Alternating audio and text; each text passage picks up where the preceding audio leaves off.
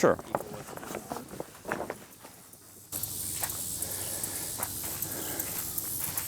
Built this greenhouse this spring. We did a couple of things custom.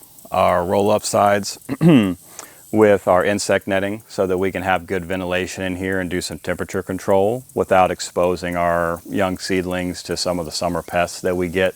So like our brassicas would typically get eaten up by caterpillars if we didn't have some protection for them. We also custom built these tables. They all have metal legs to keep any rodents that might try to get into the greenhouse from being able to climb up and dig in and dig out our seeds to have a snack before we get to actually get anything. And then we also built these hoops on top so that in the spring we can start in here, and if we're looking at a particularly cold night, we can actually just cover these smaller hoops on the table with a frost cloth. And we have a small heater that will go in here so that we essentially have a greenhouse inside a greenhouse, but we only need to heat this space rather than the full tunnel. I don't know that anyone else has built these exact tables.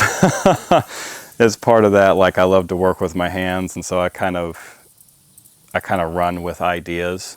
I've seen this concept before. We'll see how well this works for us. There's always ability to adjust as needed. Yeah.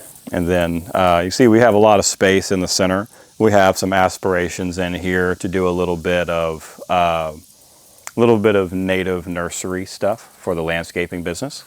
And we can have either another stretch of tables here, or we'll do a further build out like we have with our sweet potatoes here, where we're actually growing in pots down the center and being able to actually grow out some larger plants that could be used either in the landscaping company or here on the property to help boost our pollinator and our beneficial insect populations.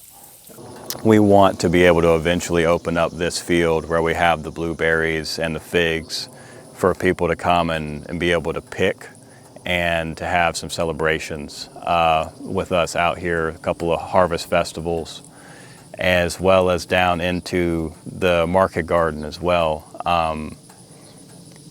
We'll have some fresh cut flowers. The biggest thing is we want to be able to welcome people onto the property. And if this is a beautiful place that we're building up and investing in and have a healthy number of crops and beneficial insects, we want to let people know what that really looks like and how they can be involved.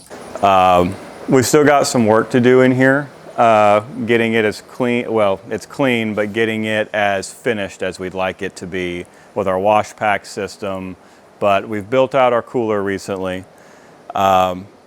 It's 8 by 17 and CoolBot operated, and it has plenty of space for all of our needs. Getting one of these prefabricated would have cost us close to $28,000.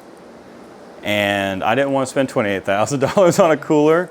So instead I spent 11, but also 2 months of my life to get it framed and insulated and everything else between running the farm. This was supposed to be a winter project, but like we said, 10 days worth of stuff every week. Stuff just keeps getting kicked down the road. But it's finally built out.